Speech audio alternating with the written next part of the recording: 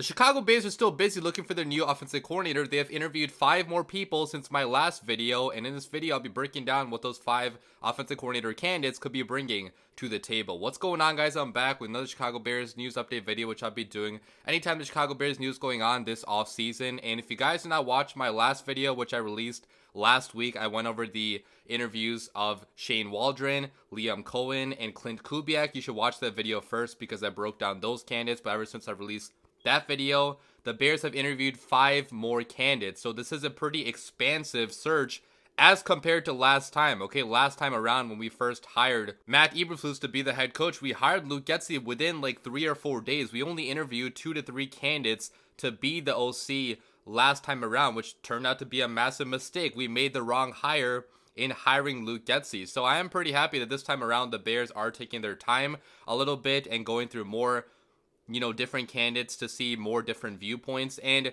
the fact of the matter is that some of these candidates could also be coming onto the Bears, offensive staff in other positions. So we still need a quarterbacks coach. We still need a running backs coach. We still need other offensive assistants because the vast majority of our offensive staff was fired besides for the offensive line and tight end coach. So even if you don't like some of these guys to be the OC of the Bears, we could be bringing them on in other roles that could suit them a little bit better. And the vast majority of these guys do run the Shanahan wide zone system. So it would be a perfect fit to bring some of these guys together to be on the Bears staff because they probably know each other. A lot of these guys were part of Sean McVay's staffs in the past. So a lot of these guys have worked together with each other. And the personnel right now on the Bears already knows how to run the wide zone system. They just did not have the proper play caller to run that system, to its highest potential. But we could be getting one with some of these guys. Now, some of the other guys that we did interview do not run the Shanahan system. Some of them do run other types of systems, which I'll be talking about here in this video. But I do think at the end of the day,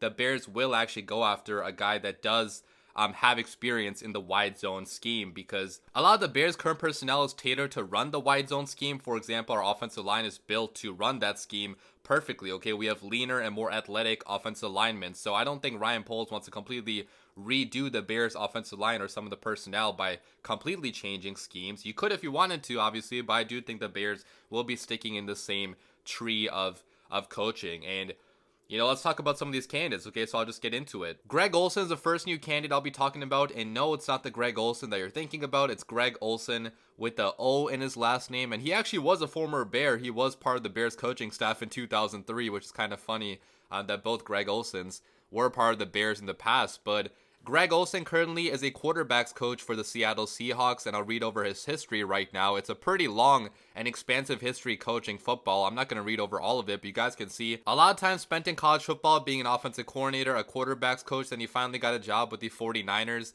in 2001 to be the quarterbacks coach. He goes back to college to be the Purdue tight ends coach, recruiting coordinator. Then in 2003, he joins our beloved Chicago Bears to be the quarterbacks coach, coaching Chris Chandler, rookie Rex Grossman, and Cordell Stewart. After that, he goes on to the Detroit Lions to be the OC and quarterbacks coach. He goes to the Rams to be the OC, goes to the Buccaneers to be a quarterbacks coach, stays there for a little bit, goes to the Jaguars to be assistant head coach and quarterbacks coach, goes to the Raiders, the Jaguars, the Rams, the Raiders again, the Rams again, and then his latest stop was the Seattle Seahawks quarterbacks coach. So you can see he's been a part of many different systems, many different staffs, has had a lot of experience being the OC and calling plays, which I do appreciate, but the success has been pretty up and down, especially as OC's had some really bad years, some really good years, but it's been, a very mixed bag. Now, he has not really worked with the top quarterbacks in the league. He's been given some pretty bad quarterbacks to work with, and even with some of those bad quarterbacks, he has gotten decent years out of them, like with Josh Freeman in Tampa Bay. Josh Freeman had a season in which he passed for 3,400 passing yards, 25 passing touchdowns, 6 interceptions. With the Oakland Raiders, back then it was called the Oakland Raiders, obviously. And out of Derek Carr, he got a really good rookie year out of him in which Derek Carr passed for 3,200 passing yards, 21 passing touchdowns, 12 interceptions. He also got the chance to work with Blake Bortles in 2015 and 2016. And Blake Bortles statistically had some decent years, in his second year, 2015, he had 4,428 passing yards, 35 passing touchdowns, did have 18 interceptions though, and they did not win a lot of games during those years. So take of that what you will, but his work with the Rams in 2017 was pretty good when he coached up Jared Goff, and Jared Goff had a career year in 2017 when Sean McVay also was there. And recently, with the Seattle Seahawks. Geno Smith also had another pretty decent year this year, in which, again, not as good as the prior year, but still a pretty decent year for a veteran quarterback that previously was viewed as being a bust. So definitely not one of my favorite candidates to be OC. I think there are better options for the Bears to go after, but he does have a lot of experience in this league, which I do,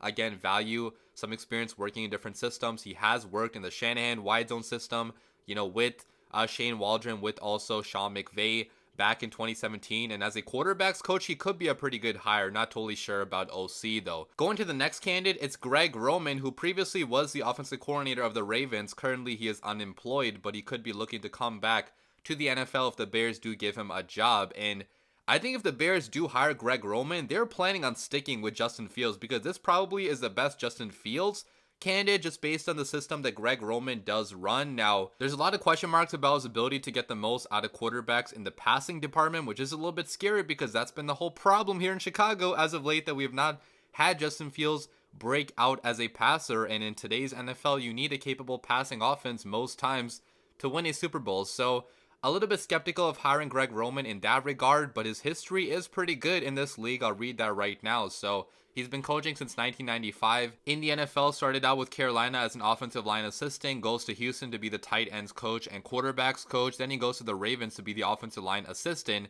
takes a break from the NFL, goes back to high school to be the offensive coordinator, then goes to Stanford to be the associate head coach under Jim Harbaugh. He follows Jim Harbaugh to the 49ers, where he is the offensive coordinator, where he got Colin Kaepernick to go to a Super Bowl, had some good success there besides for his last year there.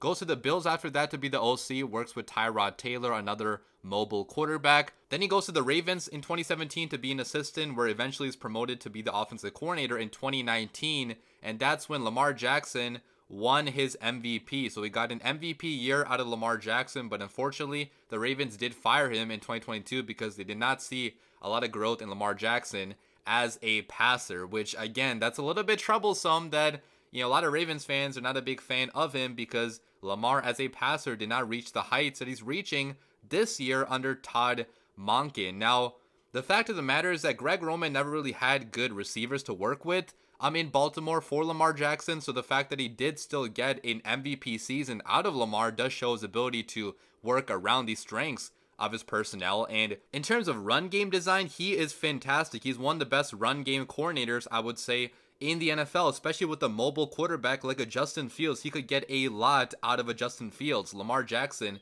during his MVP season, did lead the league in passing touchdowns with 36 and only had 6 interceptions, on top of having 3,127 passing yards and over 1,000 rushing yards. So you can win a lot of games with an offense like this with the right quarterback, which, Justin Fields is the perfect quarterback for a Greg Roman system. But again, my only, question marks with this is that, are we going to limit the, upside of Justin Fields, putting him into a Greg Roman offense? Or if you give a rookie quarterback a Greg Roman, I don't really think that's a good idea, even if you do go after a mobile guy like a Caleb Williams or like a, Jaden Daniels, because I want to see them develop the most as a passer. Okay, it's 2024 right now, and you have to have capable passing attacks to succeed in this league, and I'm not totally sure Greg Roman could do that. But again, he's had some bad receivers in the past to work with, and he did get, Colin Kaepernick to a Super Bowl and an MVP season out of Lamar Jackson, which is pretty noteworthy. But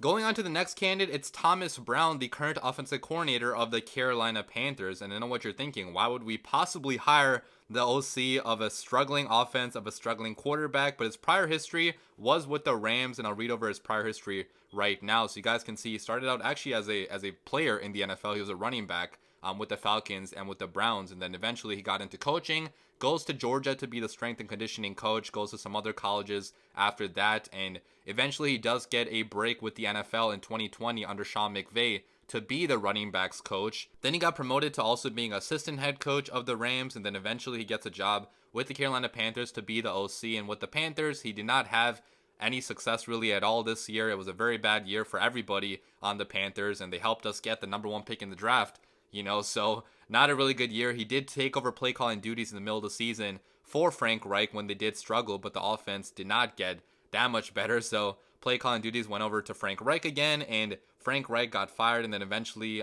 Chris Tabor takes over as head coach there. So, You know, if you look at his resume, I don't think it makes a lot of sense to hire him to be the OC right now of the Chicago Bears, even though he does have prior experience working with the Rams with Sean McVay in that wide zone system. I think he would be better served as a running backs coach for the Bears, because the Bears do have a big need right now at running backs coach, because we fired a running backs coach in the middle of the season. So, you know, he does have experience working with guys like Sony Michel, like Nick Chubb at Georgia, and, you know, Darrell Henderson with the Rams. So he has, you know, helped develop some pretty good running backs in this league. But as a quarterback developer, as a offensive coordinator, I'm not sure I trust him to fully take over that role for the Chicago Bears. But maybe in a lesser role, he could work out here in Chicago. And he does obviously run the system that a lot of our other offensive coordinator candidates do run. So he would be a perfect fit in that regard. The next candidate is Eagles offensive assistant Marcus Brady, who does not run the wide zone system. He runs more of the West Coast offense, I would say, from his time working with Frank Reich earlier. But reading over his, history in this league, so he does not have a lot of history coaching in the NFL. He's only coaching the NFL since 2018. Before that, he coached with the Montreal Alouettes and the Argonauts, and he worked with Mark Trestman during one of those years in the CFL, which I'm not the biggest fan of, but had some successes there coaching in the CFL. He goes over to the Colts in 2018 to be an assistant quarterbacks coach, where Matt Eberflus also was present there on the staff back in 2018, so a little bit of familiarity there. Eventually gets promoted to being quarterbacks coach, then eventually OC under Frank Reich, but he did never call plays. Okay, Frank Reich was the main person calling plays there, so I think that's a big thing to take into account. And eventually gets a job with the Eagles in 2022, where Jalen Hurts had a fantastic year that year as an offensive consultant, goes to the Super Bowl. But then this year, as a senior offensive assistant, not that much success. Okay, the Eagles offense took a lot of steps backwards in the second half of the season. So, I don't think this is actually a serious candidate, guys. Like, I cannot see the Bears hiring a guy with this limited of a resume to be the offensive coordinator when he has not called plays in the past. He has not had a lot of success in the NFL. He did have some success working with, Phillip Rivers, with some other quarterbacks there with the Colts, but not, a very high level of success developing young quarterbacks. So I do not think this would make a lot of sense. The next candidate I think would make a lot more sense. His name is Zach Robinson. He's the current pass game coordinator and quarterbacks coach of the Rams. So yet another person that has had success and has had experience working with Sean McVay, working in the wide zone Shanahan type of system. And looking at his history in the NFL, so he actually started out as a player. He was a quarterback, got drafted out of Oklahoma State in 2010 by the Patriots. So he did get coached by Bill Belichick, got coached up by Pete Carroll as well in 2010. Not much success being a quarterback himself, but as a coach, he got hired by the Rams in 2019 to be an assistant quarterbacks coach under Sean McVay, goes over to be assistant receivers coach, goes over to be assistant quarterbacks coach again, and then in 2022 he gets a promotion to being pass game coordinator and quarterbacks coach. And as you guys know, in 2023 the Rams had a lot of success passing the football with Matt Stafford, with guys like Cooper Kupp, with Puka Nacua. He helped develop him as well as part of his duties being a passing game coordinator, so he definitely knows what it takes to run a capable passing attack in this league. Now the problem is he does not have any experience calling plays himself, which is a big red flag to me. But some other Rams assistants under Sean McVay have had a lot of success going on to other jobs without even having any play calling experience. Okay, for example, Kevin O'Connell with the Vikings, Zach Taylor with the Bengals, Shane Waldron being an OC with the Seahawks. Like, a lot of these guys coming from the Sean McVay tree have had a lot of success themselves, because Sean McVay is also a good teacher, one of the best guys to learn from in the NFL. So maybe the Bears could strike gold here on a rising young assistant like other teams have, poaching off of Sean McVay's coaching staff. So definitely an intriguing option to keep an eye on. Again, I don't think the Bears would actually hire him because of his lack of experience, but maybe in a different role as a quarterbacks coach, as a passing game coordinator, if he does want to make a lateral move elsewhere to work with the rookie quarterback like a Caleb Williams, like a Drake May, or with the Justin Fields, revive his career in the NFL. Maybe he could raise his profile and eventually be an OC if he wants to, or maybe be a head coach eventually if he wants to, if he keeps on developing that experience, maybe in a lesser role here with the Chicago Bears. And the last coordinator candidate so far, the wildest one by far, is current USC senior offensive assistant and quarterbacks coach Kliff Kingsbury. Obviously, Kliff Kingsbury has the connection with Caleb Williams. He coached him up as a quarterbacks coach this year as part of Lincoln Riley's staff. So it's a guy that knows Caleb Williams pretty freaking well. So at the very least, even if you don't want to hire him, to get more information about Caleb Williams, the guy that you could be selecting at number 1 overall, a move that could potentially change the franchise for the next 10, 15, 20 years, you want to have as much information on that quarterback as you possibly can get. So I think it makes total sense to, interview his quarterback's coach that probably knows a lot about him and how he operates himself. And if you do want to draft Caleb Williams at number 1 overall, putting him in an air raid offense like Kliff Kingsbury runs, which could not be more different than the Shanahan wide zone systems that, other coordinators we're interviewing have been running, would be very entertaining if nothing else. And I'm pretty sure we would be guaranteed to get the first 4,000-yard passer in Bears history under a Kliff Kingsbury because of how much he would be passing the football. Okay, I'll read over his history as a coach, and I'm sure you guys are very familiar about his history if you've been following college football. But he started out with Houston in 2008, held a few jobs there. Then he went over to Texas A&M in 2012 to be the OC and quarterbacks coach of Johnny Manziel, when Johnny Manziel had that fantastic year. Then he goes over to Texas Tech for 5 years to be the head coach, where he coached up legendary quarterback Patrick Mahomes, who, in college, obviously Mahomes did not win a whole lot of games, but he did have a lot of crazy performances as a passer. He had a couple games where he had over 600 passing yards in this Kliff Kingsbury offense, so very, very productive. And then eventually he gets a job in the NFL in 2019 to be the Arizona Cardinals head coach, working with, at the time, rookie quarterback Kyler Murray. And out of Kyler Murray, he did get a couple really good years from him. Okay, in 2020 and 2021, both of those years, the Cardinals did have a top 10 offense, and Kyler Murray was being viewed as a pretty good quarterback in this league. Now, 2022 was a down year. He got fired, in that year, so it did not end very well. But after that, he went to USC to work with Caleb Williams. So a lot of experience Kliff Kingsbury has, working with very talented throwers of the football and very dynamic throwers of the football, like a Johnny Manziel, like a Patrick Mahomes, like a Caleb Williams. And I know a lot of people have concerns about his ability to lead a team, and yes, I fully agree. As a head coach, Kliff Kingsbury ain't it. Okay, he's not been able to win with some really talented throwers of the football because he does not have the capabilities, I feel like, to lead an entire football team. But some people are just better at coordinating than they are at being a head coach, and I think that Kliff Kingsbury could be one of those people, which in some ways is actually a positive in hiring him, because we won't have to worry about him leaving to be a head coach elsewhere, presumably for a long time, because I think he's proven he's not a very good head coach. But as a quarterback developer, as a offensive coordinator, I think his offense could be very, very fun here in Chicago, especially if we do end up drafting Caleb Williams. So there you have it, guys. Those are all the interviews the Bears have conducted as of now. More still could be coming because this is a very expansive search, so I would not be surprised if we see another couple names on here interviewing them. But I think we are coming down to the end of our list now, and we could see a decision being made sometime pretty soon if it's not from a team currently in the playoffs. Okay, if we do want to hire a Klint Kubiak, for example, we have to wait until the 49ers are officially eliminated. But with all the other candidates, I think all of them are available to be hired right away if we want to. So it's going to be pretty interesting to see who the Bears end up actually going after. If I have to give a prediction, I do think it's going to be Shane Waldron or Klint Kubiak. I think those two do make the most sense from a scheme and system point of view, and they already have experience calling plays as well, which I know that Eberflus and the Bears organization are going to value at this point after striking out on a Luke Getsy. But who knows? Okay, maybe the Bears could throw us a curveball and hire a Greg Roman to work with Justin Fields, or hire a Kliff Kingsbury to work with Caleb Williams. Okay, it's anybody's best guess at this point in time, but I'm just happy that the Bears are taking their time and going through all the available candidates to make sure they don't gloss over